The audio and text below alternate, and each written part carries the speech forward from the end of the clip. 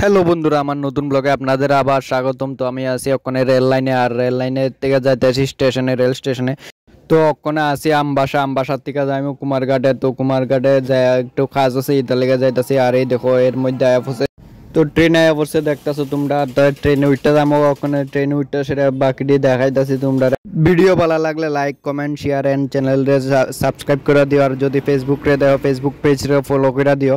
ও চলো আমরা উঠতে থাকা। আর এই দেখো ট্রেনের ভিতরে উঠতে গেছি, কিন্তু ট্রেনের ভিতরে এত ভিড়, যা পরিমাণে প্রচণ্ড ভিড়, দাঁড়াইবার পর্যন্ত জায়গা নাই, তবু কষ্ট করে দাঁড়ায় যাইতাছি। এই দেখতে আসোই তোমরা কি পরিমাণ ভিড় জায়গা এই ট্রেনের ভিতরে। ভিড় হইলেও কোনো চাপ নাই, কারণ আমবাসার থেকে কুমারঘাট যাইতে 1 ঘন্টা লাগে। তো 1 ঘন্টা দাঁড়াইয়া জানি কোনো ব্যাপার না। আর এই দেখো তোমরা রেলের রাস্তার ভিউটা, রেলের সাইডে যে ইয়াটিয়া থাকে এটার ভিউটা দেখো তোমরা, কত সুন্দর লাগতেছে।